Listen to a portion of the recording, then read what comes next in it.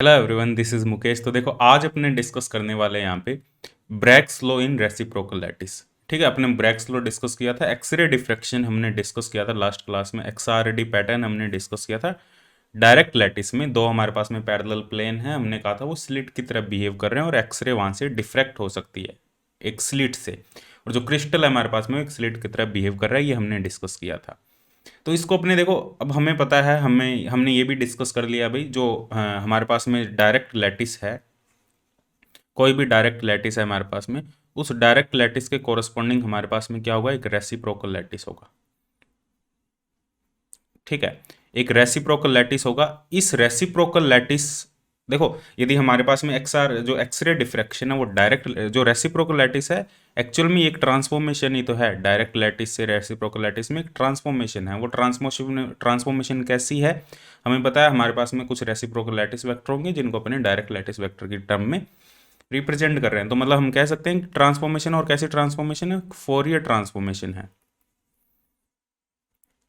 तो one two one correspond, one two one यहाँ पे रिलेशन बन रहा है दोनों में। ऐसा नहीं है किसी डायरेक्ट लैटिस के कोरस्पॉन्डिंग रेसिप्रोकल लैटिस नहीं होगा। ठीक, हर एक डायरेक्ट लैटिस के जो कोरस्पॉन्डिंग एक हमारे पास में रेसिप्रोकल लैटिस होगा। ठीक है, तो इसका मतलब जो एक्सरे है वो डायरेक्ट लैटिस में हो रहा है। डायरेक्ट लैटिस मान लो, डायरेक्ट लैटिस का मतलब है ये हमारे पास में डायरेक्ट लैटिस है, दो प्लेन है। ठीक है, दो पैरेलल प्लेन है अपने पास में ये, और एक्सरे को इंसिडेंट करवा रहे हैं अपने, तो यहाँ से वो डिफ्रैक्ट हो रही है। ठीक है, और इसकी जो दोनों की इंटरप्लेनर डिस्टेंस है वो हमारे पास में कितनी है, डी एच के एल।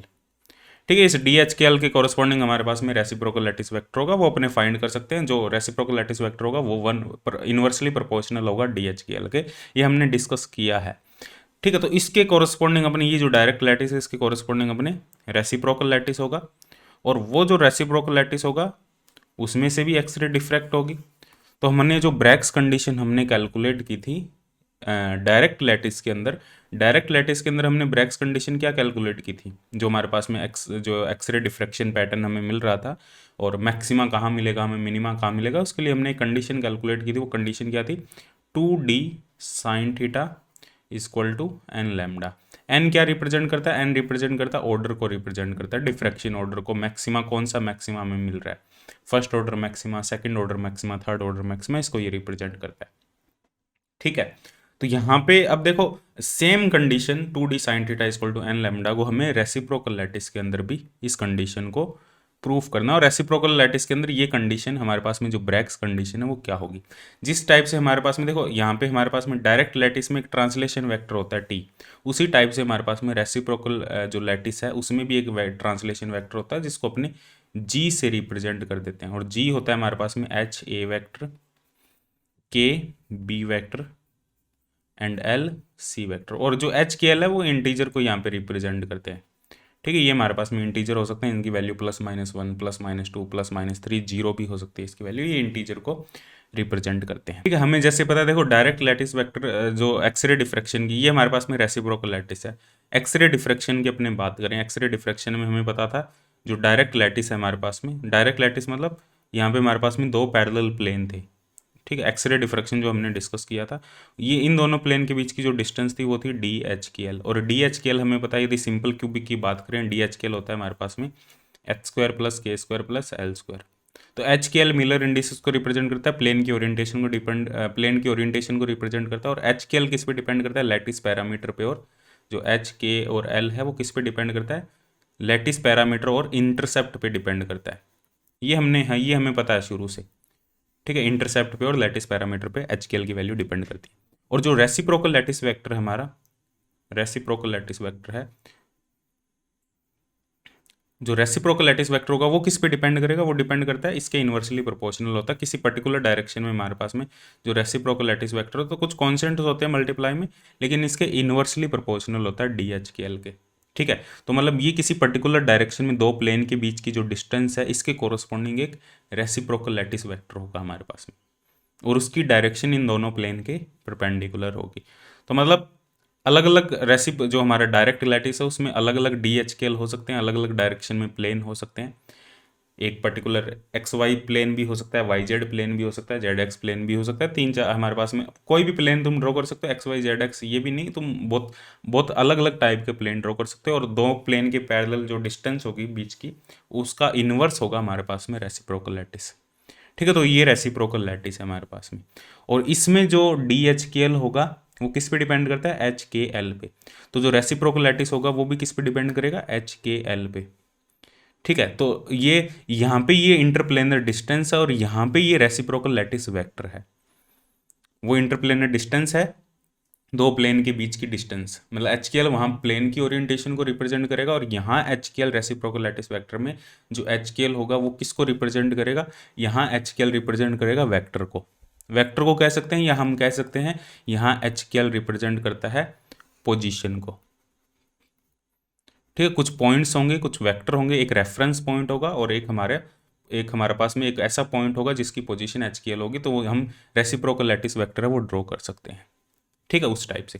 तो हमारे पास में मान लो ये हमारे पास में कोई हमने एक रेफरेंस पॉइंट ले लिया, यहाँ से हमारे पास ये लाइट सोर्स है हमारे पास में, बाहर हो सकता है लाइट सोर्स, हमने ये एक कंसीडर कर लिया हमारे पास में, ये एक हमारे पास में रेफरेंस पॉइंट है रेसिप्रोकल लैटिस वेक्टर के अंदर। ठीक है, अब जरूरी नहीं ये रेसिप्रोकल लैटिस पॉइंट हो, अलग कोई भी पॉइंट हो सकता है हमारे पास में।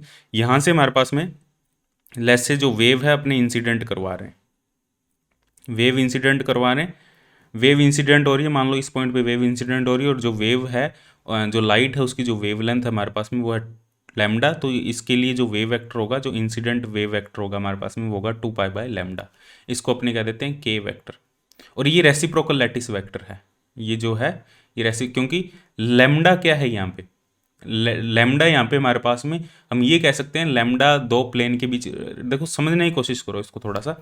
लैम्डा क्या है, लैम्डा वो ऑर्डर है जो अपने जो स्लिट का जो साइज होता है उसको मैंने कहा था ना डिफ्रैक्शन की कंडीशन क्या होती है, डिफ्रैक्शन की कंडीशन होती है हमारे पास में कि लैम्डा है वो स्लिट के साइज के कंपेरेबल होना चाहिए, मतलब लैम्डा डी के कंपेरेबल होना चाहिए।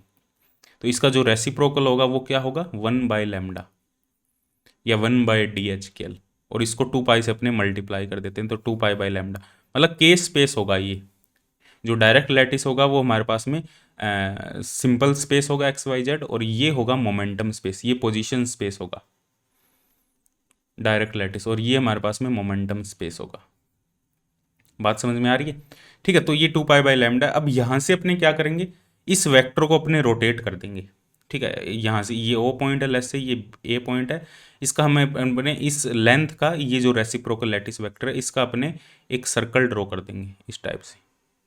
ओ ए रेडियस का एक सर्कल ड्रॉ कर दिया, इस सर्कल के ऊपर जो जो पॉइंट्स रेसिप्रोकल लैटिस वेक्टर के कट करेंगे, मतलब इस सर्कल की जो बाउंड्री होगी यहाँ पे, मतलब कोई भी मान लो रेसिप्रोकल लैटिस पॉइंट है, कोई कट कर रहा है यहाँ पे, वैसे मैंने कोई कट नहीं करवाया, मान लो कोई पॉइंट ये जैसे ये कट कर रहा है यहाँ पे, ये कट कर रहा है, या कोई और मान लो रेसिप्रोकल लैटिस पॉइंट को कोई कट करेगा यहाँ पे, मान लो ये कट करेगा हमारे पास, इस पॉइंट को अपने थोड़ा आगे बना दिया, ये यहाँ पे कट करेगा।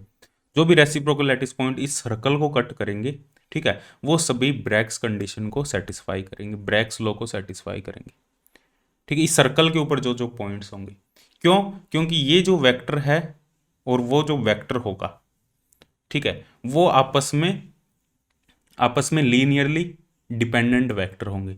मतलब वो जो सेकंड वेक्टर होगा, ये वाला जो वेक्टर होगा, उसको अपने इसके लीनियर कॉम्बिनेशन में लिख सकते हैं, मतलब इस वेक्टर का जस्ट एक मल्टीप्लिकेशन की फॉर्म में लिख सकते हैं, या वो दोनों वेक्टर इक्वल भी हो सकते हैं। यदि सेंटर पॉइंट सेम है और वो भी सर्कल पॉइंट पे है तो दोनों वेक्टर हमारे पास में सेम होंगे, और उस वेक्टर को अपने कंसिडर कर लेते हैं के प्राइम। और दो पॉइंट के बीच की जो डिस्टेंस होगी रेसिप्रोकल लैटिस वेक्टर में, ये हमारे पास में होगा रेसिप्रोकल लैटिस वेक्टर जी।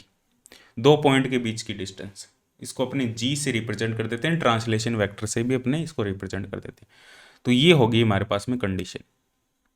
ठीक है, तो इससे हमें सॉल्व करना, यहाँ से हमारे पास में कंडीशन निकल के आएगी, क्या कंडीशन निकल के आएगी, जो हमारे पास में के प्राइम होगा वो होगा हमारे पास में के प्लस जी वेक्टर, के प्लस जी वेक्टर। ये हमारे पास में यहाँ से इस ट्राइंगल लो लगाया हमने, ये ओ पॉइंट है, ये ए पॉइंट है, ये बी पॉइंट है, तो जो ओ ए होगा, sorry O A plus A B, ये हमारे पास में के प्राइम के इक्वल होगा। वेक्टर ट्राइंगल लो हमने यूज़ किया यहाँ पे। और हमें यहाँ पे पता है जो के प्राइम वेक्टर है, अब वेवलेंथ लाइट की चेंज नहीं हो रही है, जब डिफ्रैक्ट हो रही है जो लाइट है हमारी, इंसिडेंट होकर वापस रिफ्लेक्ट हो रही है, आफ्टर रिफ्लेक्शन उसकी वेवलेंथ चेंज नहीं हो रही है, तो इन दोनों का जो मैग्नीट्यूड है के प्राइम और के का मैग्नीट्यूड हमारे पास में सेम है। ठीक है, डायरेक्शन अलग अलग है, मैग्नीट्यूड इनका सेम है, तो यहाँ से हमारे पास में एक कंडीशन निकल के आएगी। क्या कंडीशन निकल के आएगी? देखो ये दोनों वेक्टर है, ये तीनों वेक्टर है हमारे पास में, और इनका मैग्नीट्यूड सेम है, तो यहाँ से क्या कंडीशन निकल के आएगी? देखो के प्राइम का यदि स्क्वायर करें अपने, तो ये आएगा के स्क्वायर प्लस जी square plus 2k dot g. ठीक है, और ये जो के स्क्वायर है इसको के डॉट के लिख सकते हैं अपने, क्योंकि ये मैग्नीट्यूड में कन्वर्ट हो चुका है, ये जी डॉट जी है, ये 2k डॉट जी, और ये के प्राइम डॉट के प्राइम, और ये अब यहाँ पे अब कोई डायरेक्शन नहीं है, ये अब मैग्नीट्यूड है। ठीक है, क्योंकि डॉट प्रोडक्ट हो गया, ये दोनों कैंसिल हो जाएंगे क्योंकि सेम है, तो यहाँ से हमारे पास में कंडीशन आ जाएगी 2k dot G plus ji square equal to 0। ये हमारे पास में जो कंडीशन होगी इसे अपने कहेंगे Bragg's law in reciprocal lattice. ठीक है, ये हमारे पास में होगा Bragg's law in reciprocal lattice, और ये 2 डायमेंशन में एक सर्कल को रिप्रेजेंट करती है इक्वेशन, 2 डायमेंशन में एक सर्कल को रिप्रेजेंट करेगी, और 3 डायमेंशन में अपने बात करें तो किसको रिप्रेजेंट करेगी? 3 डायमेंशन में एक स्फेयर को रिप्रेजेंट करेगी। इसको अपने कह देते हैं इवाल्ड स्फेयर, या इवाल्ड कंस्ट्रक्शन भी इसको अपने कह देते हैं, इवाल्ड कंस्ट्रक्शंस। ठीक है, ये हमारे पास में जो कंडीशन है 2k डॉट जी प्लस जी स्क्वायर, ये हमारे पास में ब्रैग्स डिफ्रैक्शन कंडीशन है इन रेसिप्रोकल लैटिस। ठीक है, बहुत इंपॉर्टेंट फॉर्मूला, डायरेक्ट भी पूछ लिया जाता है। अब देखो यहाँ पे जो ये कंडीशन क्या रिप्रेजेंट करती है, यहाँ से हमारे पास में ब्रिलियन जोन का कॉन्सेप्ट आता है। देखो ब्रिलियन जोन क्या रिप्रेजेंट करता है, डायरेक्ट शॉर्ट में BZ से भी लिख देते हैं ब्रिलियन जोन को। ब्रिलियन जोन क्या रिप्रेजेंट करता है? ब्रिलियन जोन की डेफिनेशन पहले मैं लिख देता हूँ, Brillouin zone are the boundaries, are the boundaries where Bragg's condition satisfy, where Bragg's condition satisfy, जहां पे जो ब्रैग्स कंडीशन है हमारी सेटिस्फाई होती है इन रेसिप्रोकल लैटिस, इन रेसिप्रोकल लैटिस। रेसिप्रोकल लैटिस में जहां ब्रैग्स कंडीशन, जिन पॉइंट्स पे ब्रैग्स कंडीशन सेटिस्फाई होती है उन बाउंड्रीज को अपने कहेंगे ब्रिलियन जोन बाउंड्रीज। ठीक है, और जो हमारे पास में जो रेसिप्रोकल यूनिट सेल होता है वो किसी भी क्रिस्टल के अंदर वो फर्स्ट ब्रिलियन जोन को रिप्रेजेंट करता है, किसी भी क्रिस्टल के कॉरस्पॉन्डिंग अपने जो एक यूनिट सेल ड्रॉ करते हैं।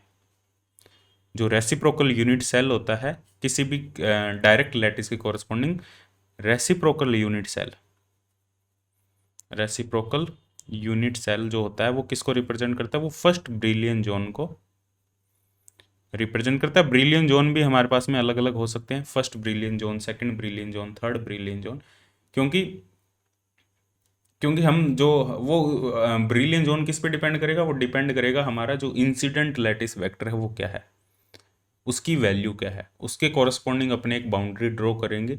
उन बाउंड्री पे जो भी हमारे पास में रेसिप्रोकल लैटिस पॉइंट्स आएंगे वो सभी पॉइंट्स ब्रैग्स कंडीशन को सेटिस्फाई करेंगे। ठीक है, और हमारे पास में वो और जो हमारे पास में इंसिडेंट लैटिस, जो इंसिडेंट वेव वेक्टर है उसको अपने वो वेवलेंथ पे डिपेंड करेगा, हमारी जो लाइट है उसकी वेवलेंथ क्या है, तो उसके कॉरस्पॉन्डिंग मतलब के पे डिपेंड करेगा सब कुछ, के की वैल्यू क्या है उसके कॉरस्पॉन्डिंग अपने जो ब्रिलियन जोन है उनको अपने कंस्ट्रक्ट कर सकते हैं। तो ब्रिलियन जोन क्या रिप्रेजेंट करता है? ब्रिलियन जोन बाउंड्री रिप्रेजेंट करता है ऐसे पॉइंट्स की बाउंड्री जहाँ पे ब्रैग्स कंडीशन सेटिस्फाई हो, और रेसिप्रोकल जो यूनिट सेल होगा, जैसे सिंपल क्यूबिक का रेसिप्रोकल यूनिट सेल है, BCC का रेसिप्रोकल यूनिट सेल है, ठीक है, FCC का रेसिप्रोकल यूनिट सेल है, वो फर्स्ट ब्रिलियन जोन को रिप्रेजेंट करता है। ठीक है, जैसे अपने बात करें यहाँ पे सबसे पहले अपने बात करते हैं first Brillouin zone of simple cubic. जो हमारे पास में सिंपल क्यूबिक स्ट्रक्चर है इसके लिए ब्रिलियन जोन क्या होंगे, फर्स्ट ब्रिलियन जोन क्या होगा, सेकंड ब्रिलियन जोन क्या होगा, फिर अपने BCC के बारे में डिस्कस करेंगे, FCC के बारे में डिस्कस करेंगे, 2 डायमेंशन में अपने डिस्कस करेंगे इसको। ठीक है, 3 डायमेंशन में अपने उसको 2 डायमेंशन से 3 डायमेंशन का फॉर्मूला अपने डायरेक्ट लिख सकते हैं। ठीक है, तो सबसे पहले अपने टू डायमेंशन डिस्कस करेंगे। सबसे पहले अपने डिस्कस करेंगे सिंपल क्यूबिक स्ट्रक्चर के लिए जो हमारे पास में ब्रिलियन जोन है। फर्स्ट ब्रिलियन जोन क्या होगा, सेकंड ब्रिलियन जोन क्या होगा, फिर अपने डिस्कस करेंगे एफसीसी और बीसीसी के लिए। ठीक है, तो अब बात करते हैं तो डिस्कस करते हैं सबसे पहले सिंपल क्यूबिक स्ट्रक्चर के लिए ब्रिलियन जोन ड्रॉ करते हैं। Simple cubic structure two dimension में बात करेंगे सबसे पहले, फिर अपने थ्री डायमेंशन में इसको मॉडिफाइड कर देंगे। ठीक है, अब सिंपल क्यूबिक स्ट्रक्चर की बात करें तो हमारे पास में ये सिंपल क्यूबिक स्ट्रक्चर है। अब सिंपल क्यूबिक के कॉरस्पॉन्डिंग हमारे पास में एक रेसिप्रोकल यूनिट सेल होगा। जैसे ये हमारे पास में सिंपल क्यूबिक है इस टाइप से, ये सिंपल क्यूबिक स्ट्रक्चर है एक्स वाई एंड जेड, इस टाइप से लिख सकते हो। इसके कॉरस्पॉन्डिंग तुम एक रेसिप्रोकल लैटिस वेक्टर कैलकुलेट करोगे और एक यूनिट सेल बनाओगे। जो रेसिप्रोकल यूनिट सेल होगा, यदि थ्री डायमेंशन की बात करें तो रेसिप्रोकल जो यूनिट सेल होगा वो भी सेम ही होगा, क्योंकि सिंपल क्यूबिक का हमने ये देखा था जो सिंपल रेसिप्रोकल है वो सिंपल क्यूबिक ही होता है। तो ये इसका खुद का सेल्फ रेसिप्रोकल होता है, लेकिन जो वेक्टर जो हमारे पास में जो साइड होती है क्यूब की, वो उसका जो लेंथ है वो अलग होती है हमारे पास में। ठीक है, के वेक्टर से उसको, क्योंकि अपने इसकी जो साइड होती है हमारे पास में इसके लैटिस पैरामीटर होते हैं जो डायरेक्ट लैटिस के, वो ए आई कैप, ए जे कैप और ए के कैप होते हैं। और इसके जो कॉरस्पॉन्डिंग हमारे पास में रेसिप्रोकल लैटिस वेक्टर होते हैं वो क्या होते हैं, two pi by A I cap, two pi by A J cap, two pi by a k cap. ये रेसिप्रोकल लैटिस वेक्टर होते हैं। और जो ए है यहाँ पे वो रिप्रेजेंट कर रहा है यहाँ पे दो प्लेन के बीच की डिस्टेंस को। ये दो प्लेन है, इनके बीच की जो डिस्टेंस है वो ए है, और हर एक डायरेक्शन में एक्स वाई जेड तीनों डायरेक्शन में वो ए डिस्टेंस है, क्योंकि क्यूबिक की बात हो रही है। तो इसके कॉरस्पॉन्डिंग हमारे पास में एक रेसिप्रोकल लैटिस वेक्टर होगा, और इसको अपने रिप्रेजेंट कर देंगे वेव वेक्टर से, क्योंकि जो ए है उसको अपने वेवलेंथ से रिप्रेजेंट कर देंगे ब्रैग्स कंडीशन के अंदर, क्योंकि वेवलेंथ उसी ऑर्डर की होनी चाहिए जिस ऑर्डर का दो प्लेन के बीच की डिस्टेंस है डायरेक्ट लैटिस में। मतलब जो ए है वो वेवलेंथ के ऑर्डर का हमारे पास में होना चाहिए। तो ये two pi by lambda, two pi by lambda, two pi by lambda हो जाएगा। तो इसको अपने लिख सकते हैं के एक्स, के वाई एंड के जेड। ये हमारे पास में रेसिप्रोकल यूनिट सेल होगा, और ये ब्रिलियन जोन को, ये फर्स्ट ब्रिलियन जोन को रिप्रेजेंट करेगा 3D में। लेकिन 2D में क्या कैसे रिप्रेजेंट करेंगे अपने उसको भी देखते हैं। ये 3D में फर्स्ट ब्रिलियन जोन को रिप्रेजेंट करेगा। ठीक है, 2D में बात करते हैं, फिर 3D में जनरल क्या फॉर्मूला होगा। मतलब जो इस बाउंड्री के ऊपर जो यूनिट सेल है, इसकी जो बाउंड्री है हमारे पास में, ये इस बाउंड्री के ऊपर जितने भी रेसिप्रोकल लैटिस पॉइंट्स आएंगे वो सभी ब्रैग्स कंडीशन को सेटिस्फाई करेंगे। ब्रैग्स कंडीशन क्या है हमारे पास में, ब्रैग्स लॉ क्या है, यहाँ से देखो। जो ब्रैग्स लॉ है हमारे पास में, समझने की कोशिश करना, इसको पहले 2D में समझते हैं अपने, फिर 3D में जाएंगे। जो ब्रैग्स लॉ है हमारे पास में वो क्या है, 2k dot G plus ji square equal to 0। ठीक है, और हमें पता है यदि टू डायमेंशन की बात करें, टू डायमेंशन की बात करें तो टू डायमेंशन में हमें पता है कि जो सिंपल हमारे पास में वेक्टर होगा, डायरेक्ट लैटिस वेक्टर होंगे वो होंगे ए आई कैप, जो बी वेक्टर होगा वो होगा ए जे कैप। तो इसको अपने सिंपल बना सकते हैं टू डायमेंशन में। ये एक्स वाई है और ये हमारे पास में है टू डायमेंशन में हमने डायरेक्ट लैटिस वेक्टर ड्रॉ कर दिया। ये ए है, ये भी ए है, ये ए आई कैप हो गया, ये ए जे कैप हो गया। टू डायमेंशन में ये डायरेक्ट लैटिस हमने ड्रॉ कर दिया। ठीक है, इसके कॉरस्पॉन्डिंग हमारे पास में रेसिप्रोकल लैटिस होगा टू डायमेंशन में, वो भी टू डायमेंशन होगा। टू डायमेंशन का मतलब सिर्फ ए वेक्टर होगा हमारे पास में और बी वेक्टर होगा, सी वेक्टर नहीं होगा। ठीक है, लेकिन इसके अंदर जो अपने वेक्टर कंसिडर करेंगे, टू पाई बाई ये होता है two pi by a, two pi b cross c, a dot B cross c, ये फॉर्मूला होता है ना। फॉर्मूले के अंदर सी आ रहा है, मतलब हमें थ्री डायमेंशन वाला वेक्टर भी यहाँ पे कंसिडर करना पड़ेगा, तब अपने रेसिप्रोकल लैटिस वेक्टर कैलकुलेट कर पाएंगे। Two pi by A dot B cross C, C cross A. ठीक है, तो इसके कॉरस्पॉन्डिंग कैलकुलेट कर लेंगे। हमें पता है हमने कैलकुलेट किया हुआ है two pi by A I cap, two pi by A J cap. ये हमारे पास में क्या आ रहा है, रेसिप्रोकल लैटिस वेक्टर निकल के आ रहा है, two pi by A I cap और जे कैप। अब यहाँ पे अपने बात करें जो हमारे पास में जो जी है, इस कंडीशन को ये सेटिस्फाई करेंगे, जो इसकी बाउंड्रीज होगी, जो अपने रेसिप्रोकल लैटिस ड्रॉ करेंगे, ये डायरेक्ट लैटिस है 2 डायमेंशन में, ठीक है। इसके कॉरस्पॉन्डिंग हमारे पास में एक रेसिप्रोकल लैटिस होगा, ठीक है। तो ये हमारे पास में कॉरस्पॉन्डिंग रेसिप्रोकल लैटिस वेक्टर होंगे 2 डायमेंशन के अंदर, 2π/a(i), 2π/j। और हमें पता है जो g है वो क्या है, देखो g क्या है, यहाँ पे जो g की वैल्यू हमारे पास में वो है h a vector k b vector sum integer h and k। ये h k यहाँ पे इंटीजर है हमारे पास में, ठीक है। h की वैल्यू 0 1 2 3 4 -0 -1 -2 भी हो सकती है, +-1 इंटीजर वैल्यू हो सकती है। तो जो a और b है रेसिप्रोकल लैटिस वेक्टर है, तो g क्या आ जाएगा यहाँ से, हमारे पास में g आ जाएगा यहाँ से 2π/a i कैप, सॉरी हाँ i cap plus j cap, ये हमारे पास में h i cap plus k j cap, ये g आ जाएगा। और k हमें k वेक्टर पता है हमें, k वेक्टर है kx i cap plus ky j cap, ये मैग्नीट्यूड है, इस पे वेक्टर मत लगाओ, मैग्नीट्यूड है ये, ठीक है। क्लियर है। तो ये k वेक्टर है हमारे पास में, जो एक्चुअल में देखो g वेक्टर और k वेक्टर दोनों अलग अलग चीज़ें हैं। जो g वेक्टर है वो ट्रांसलेशन वेक्टर है, ट्रांसलेशन वेक्टर का मतलब दो रेसिप्रोकल जो लैटिस पॉइंट है उनके बीच की distance 2π/a h i cap k j cap. और जो k वेक्टर है हमारे पास में वो यहाँ पे हमारे पास में एक पोजीशन वेक्टर है, किसी पॉइंट को अपने रेफरेंस लेके एक पोजीशन वेक्टर ड्रॉ करेंगे 2 डायमेंशन के अंदर, ठीक है। वो हमारे पास में k वेक्टर है kx i cap ky j cap. तो हमारे पास में जो कंडीशन है 2k.g plus g² equal to 0, ये ब्रैक्स कंडीशन है। यहाँ से अपने बाउंड्री ड्रॉ करेंगे रेसिप्रोकल लैटिस वेक्टर की, जहाँ पे ब्रैक्स कंडीशन सेटिस्फाई होती है, ठीक है। तो यहाँ पे मल्टीप्लाई कर दो, 2k.g को मल्टीप्लाई कर दो, k है यहाँ पे kx i cap ky j cap dot 2π/a h i cap k j cap plus g.g 2π/a का whole square h² plus k², g.g को ये लिख सकते हैं इक्वल टू 0। तो यहाँ से क्या आ जाएगा 2 into 2π/a kx h kx plus k ky equal to, इसको इधर ले जाएंगे -2π/a into 2π/a h² plus k², ये आ जाएगा हमारे पास में। 2π/a से 2π/a कैंसिल हो जाएगा, h kx plus k ky, h और k यहाँ पे इंटीजर को रिप्रेजेंट कर रहा है, ठीक है।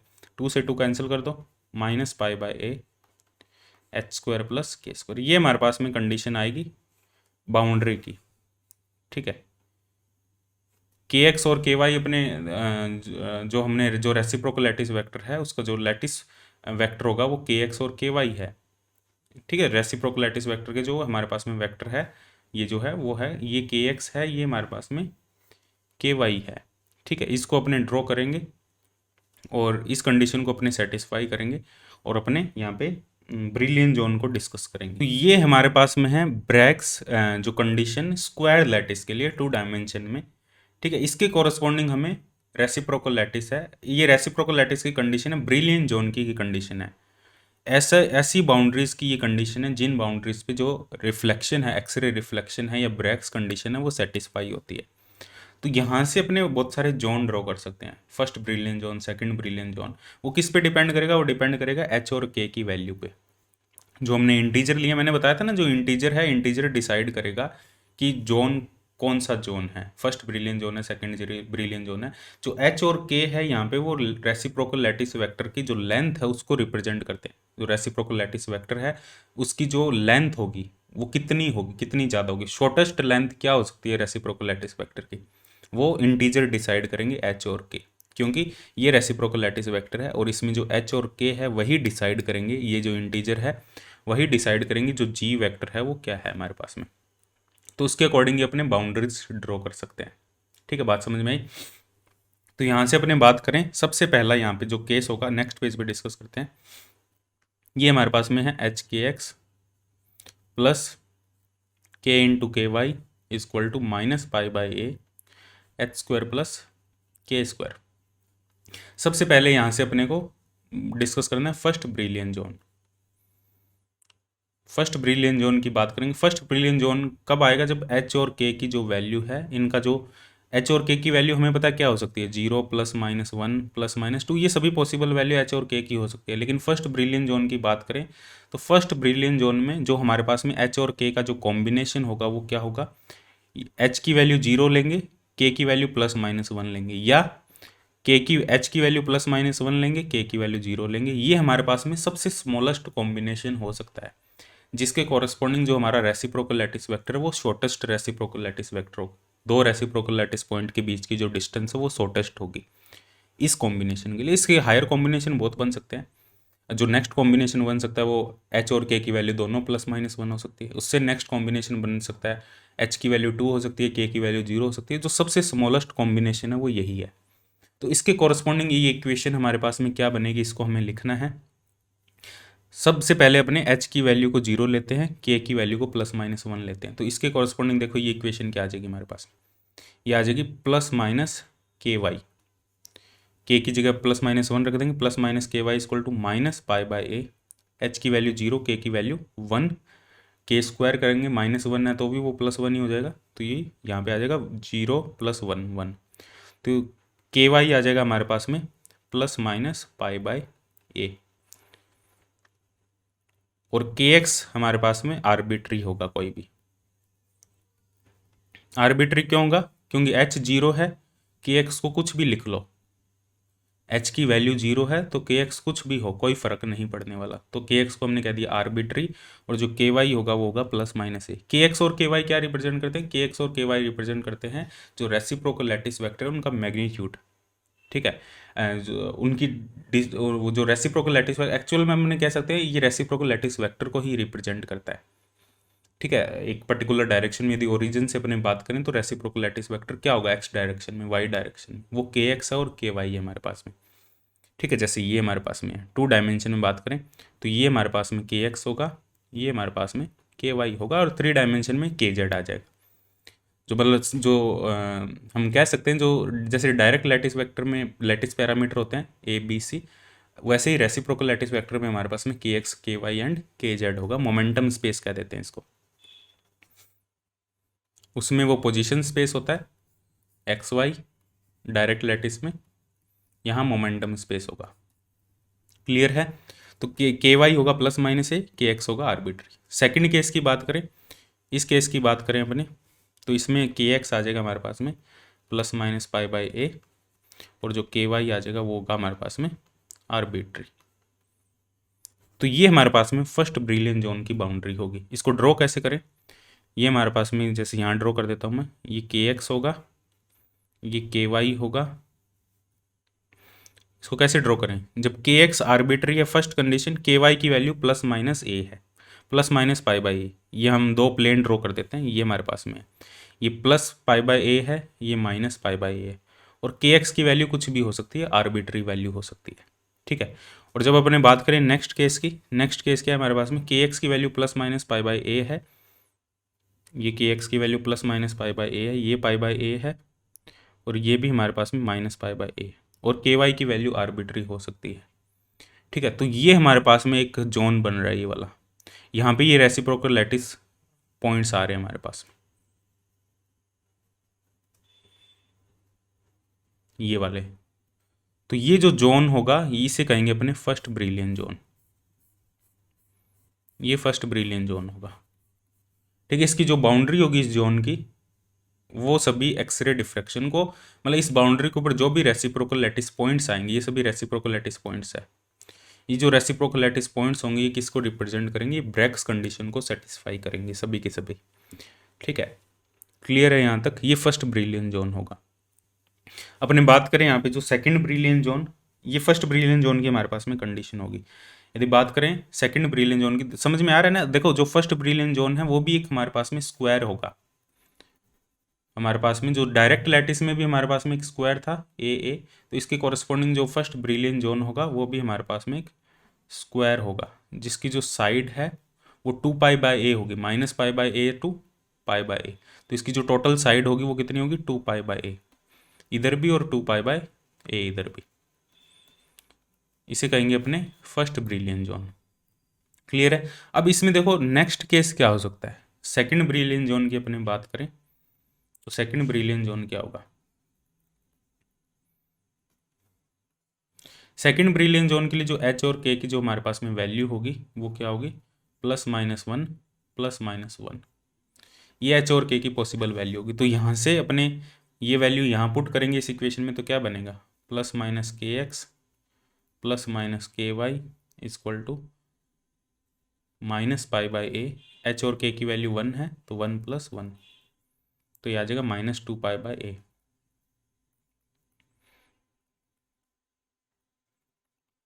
ये कंडीशन होगी। तो यहाँ से हमारे पास में पॉसिबल चार यहाँ पे कॉम्बिनेशन बनेंगे। kx +1 है, ky भी +1 है, इक्वल टू -2π/a। एक फर्स्ट इक्वेशन ये बनेगी, सेकंड इक्वेशन ये बनेगी -kx + ky equal to -2π/a। kx -ky भी बन सकता है, -2π/a। -kx -ky भी एक कॉम्बिनेशन बन सकता है, -2π/a। चार हमारे पास में पॉसिबल कॉम्बिनेशन बन सकते हैं। तो यहाँ से पे अपने चार लाइन ड्रॉ कर सकते हैं पॉसिबल। ठीक है, कौन कौन सी हमारे पास में चार लाइन होगी, देखो ये हमारे पास में फर्स्ट ब्रिलियन जोन हमने ड्रॉ कर दिया था। ये जो इक्वेशन होगी ये सेकंड ब्रिलियन जोन की इक्वेशन होगी। इनको हमें ड्रॉ करना है ग्राफ में। ड्रॉ करना कोई बड़ी बात नहीं है, ड्रॉ कर सकते हो तुम आराम से। ये हमारे पास में kx है, ये हमारे पास में ky है। फर्स्ट ब्रिलियन जोन हमने ड्रॉ कर दिया था, ये हमारे पास में फर्स्ट ब्रिलियन जोन था। ये जो बाउंड्री थी वो कितनी थी, π/a -π/a। अब अपने मान लो इसको अपने ड्रॉ करें, इसको कैसे ड्रॉ करेंगे। मान लो जो kx की वैल्यू है, यदि ky की वैल्यू 0 है तो kx की वैल्यू क्या हो जाएगी, इसमें ky की वैल्यू यदि 0 पुट करेंगे तो kx की वैल्यू हो जाएगी -2π/a। तो यहाँ एक पॉइंट यहाँ पे कट कर दो, -2π/a।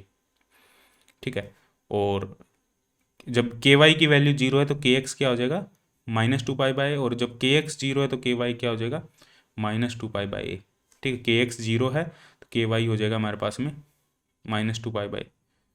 ठीक है, तो ये दो पॉइंट हो जाएंगे इस इक्वेशन को जो सेटिस्फाई करेंगे, वो ये दो पॉइंट होंगे। ये जो डिस्टेंस होगी ये होगी -2π/a। ठीक है, ऐसे ही हमारे पास में जब ky 0 है तो यहाँ से जो kx होगा वो 2π/a होगा। जब ky 0 है इस लाइन के ऊपर जो kx होगा वो 2π/a होगा, तो ये पॉइंट हो जाएगा। ऐसे ही हमारे पास में एक ये पॉइंट भी हो जाएगा। जब kx हमारे पास में 0 है तो ky 2π/a, ये सभी पॉइंट्स आपस में कोइंसाइड करेंगे, ये वाली इक्वेशन। और मतलब जब इस इक्वेशन को देख सकते हो, इस इक्वेशन से तुम ड्रॉ करोगे, जब kx 0 है तो ky होगा 2π/a, kx 0 है ky 2π/a, ये पॉइंट होगा। ठीक है, ऐसे तुम ये पॉइंट को तुम डिसाइड कर सकते हो। यहाँ पे दोनों नेगेटिव होंगे। जब kx 0 है हमारे पास में ky 2π/a होगा। मतलब इन चारों इक्वेशन से हमारे पास में ये कंडीशन निकल के आ जाएगी। और इसको जब तुम मिलाओगे सभी पॉइंट्स को, ये इस टाइप से बनेगा।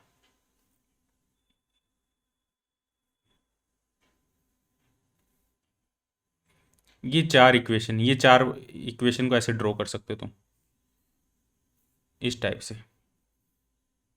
इन चारों इक्वेशन को हमने प्लॉट कर दिया, ये चारों इक्वेशन आपस में कट कर रही है ऐसे इस टाइप से। ये है हमारे पास में एक ये है हमारे पास में, और एक ये है। ये तो फर्स्ट ब्रिलियन जोन था हमारे पास में, ये वाला, ये तो फर्स्ट ब्रिलियन जोन था। इसके अलावा जो जोन बचेगा वो सेकंड ब्रिलियन जोन होगा। और फर्स्ट ब्रिलियन जोन और सेकंड ब्रिलियन जोन के कुछ पॉइंट यहाँ पे देखो मिक्स भी हो रहे हैं। ये वाले जो पॉइंट्स है कॉर्नर वाले, ये आपस में कट कर रहे हैं। ये हमारे पास में ये जो जोन होगा, इसको अलग कलर से ड्रॉ कर देता हूँ मैं। ये जो जोन होगा ये सेकंड ब्रिलियन जोन होगा।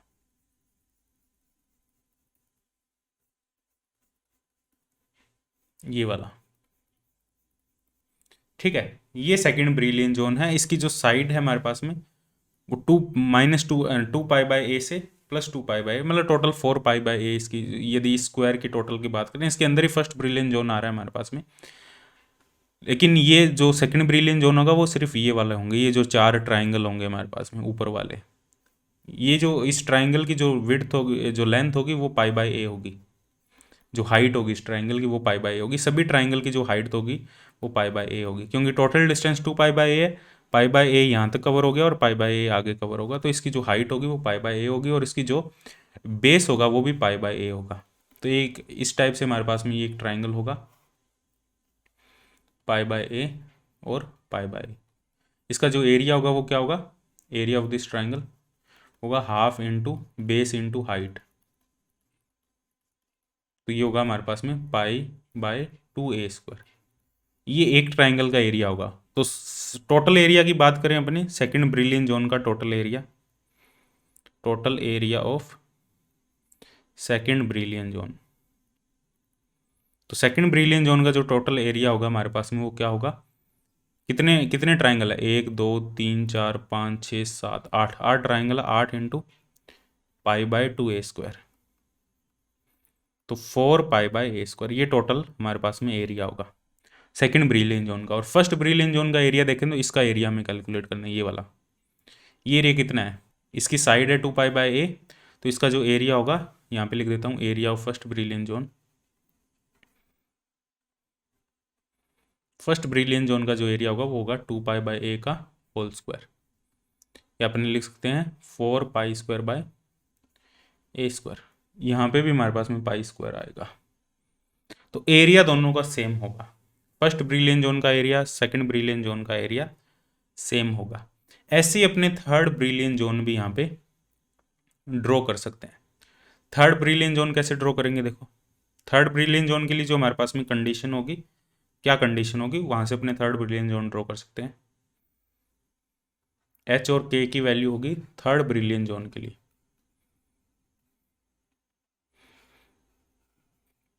एच और के की जो वैल्यू होगी हमारे पास में वो होगी, एच की वैल्यू ±2 ले लो, 0 ले लो, या 0 ±2 ले सकते हो। ये हमारे पास में एच और के की वैल्यू होगी। यहाँ से ये कंडीशन निकाल लोगे तुम, इस इक्वेशन में पुट कर दोगे, एच की वैल्यू पहले 0 पुट कर दो, या एच की वैल्यू पहले ±2 पुट कर दो, +-2 के एक्स, वाई की वैल्यू के की वैल्यू 0 पुट कर दी हमने, equal to -pi by a, और एच की वैल्यू है हमारे पास में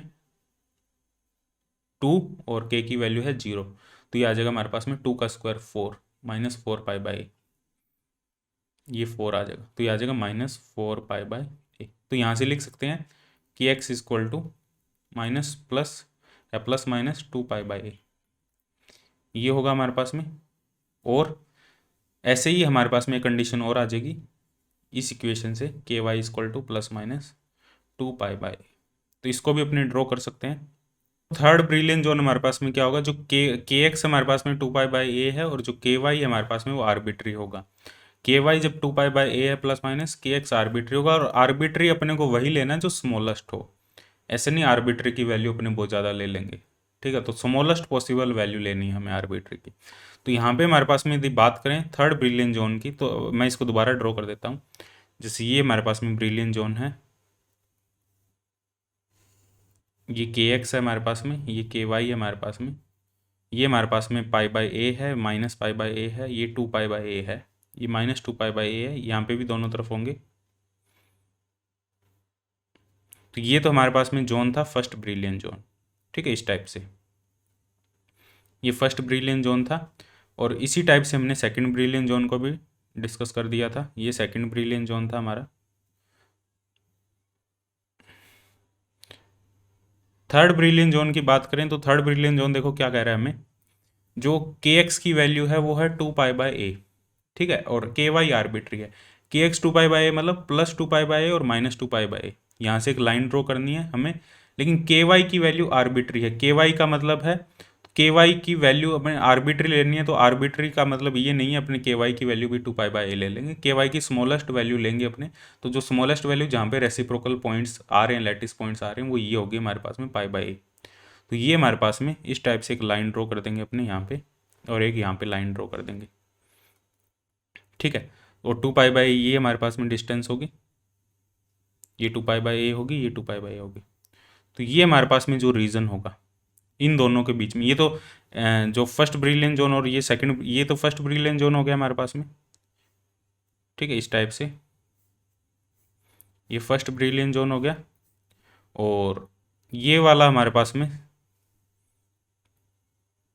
ये सेकंड ब्रिलियन जोन हो गया, इसको इस टाइप से मैं ड्रॉ कर देता हूँ।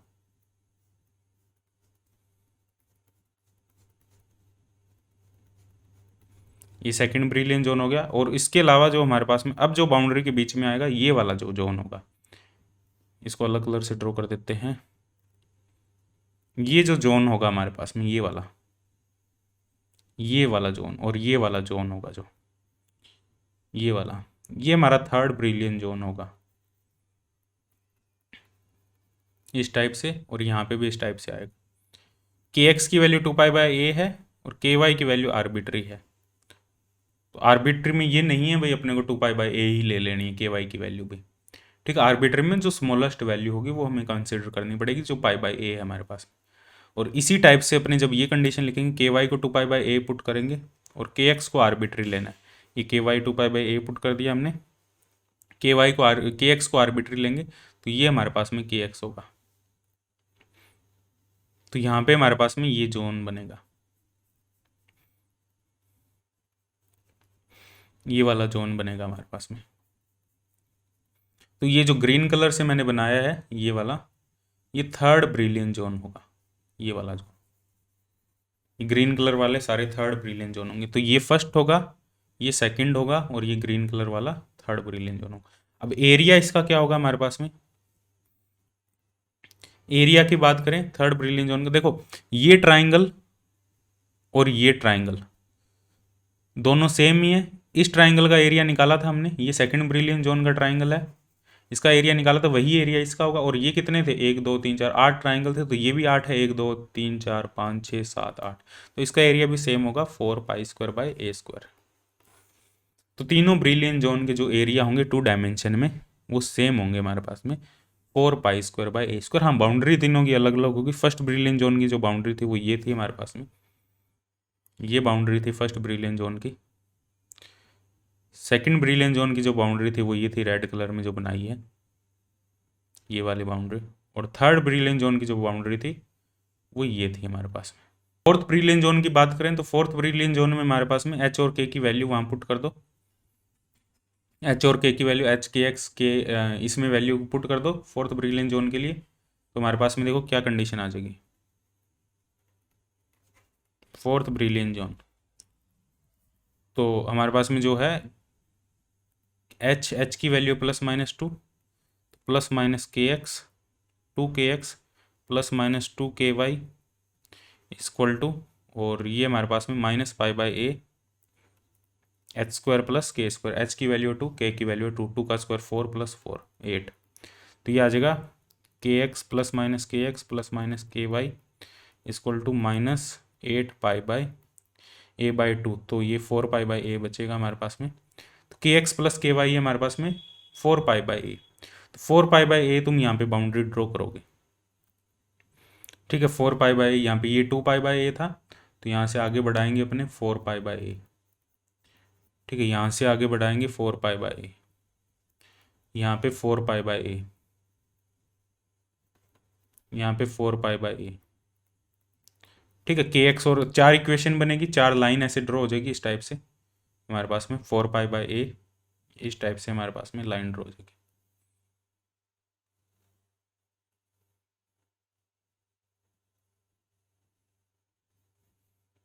इस टाइप से, इस टाइप से हमारे पास में लाइन ड्रॉ हो जाएगी, ठीक है। अभी ये इसको कट करेगी, मैंने थोड़ा सा एक बार गड़बड़ कर दी यहाँ पे, इसको कट करेगी ये, हमें ज़रूरत नहीं है इसकी, वैसे ये इसको कट करेगी, यहाँ पे भी वो उसको कट करेगी, थोड़ा नीचे से हो गया वो, इसको कट करेगी ये, ठीक है। इस टाइप से ये फोर्थ ब्रिलियन जोन होगा। फोर्थ ब्रिलियन जोन का तुम एरिया कैलकुलेट कर सकते हो, ये हमारे पास में एरिया हो जाएगा। इसको बिल्कुल ही अलग कलर से ड्रॉ कर देते हैं अपने, विजिबल हो ताकि तुम्हें, हाँ, ये वाला हमारा फोर्थ ब्रिलियन जोन हो जाएगा, ठीक है। ये वाला जो हमारा फोर्थ ब्रिलियन जोन हो जाएगा, ये वाला, ठीक है। वो कंडीशन से तुम्हें निकल जाएगा जब के एक्स की वैल्यू 0 रखेंगे, के वाई की वैल्यू -4π/a होगी, के वाई की जब वैल्यू 0 रखेंगे, के एक्स की वैल्यू +4π/a होगी। तो ये लाइन्स ड्रॉ हो जाएगी इस टाइप से। अब ये किस पॉइंट को कट करेगी, वो ये पॉइंट्स होंगे। तो ये इनका जो एरिया होगा, इस एरिया को छोड़ के, इस एरिया को छोड़ के बाकी जो एरिया होगा फोर्थ ब्रिलियन जोन का एरिया होगा। ठीक है, तो वो ड्रॉ कर सकते हो तुम इस टाइप से। ठीक है, क्लियर है। इसके 3 ब्रिलियन जोन तक ही, वैसे 2 ब्रिलियन जोन तक ही पूछता है, 3 तक भी नहीं पूछता, लेकिन फोर्थ भी तुम ड्रॉ कर सकते हो इस हिसाब से। ठीक है।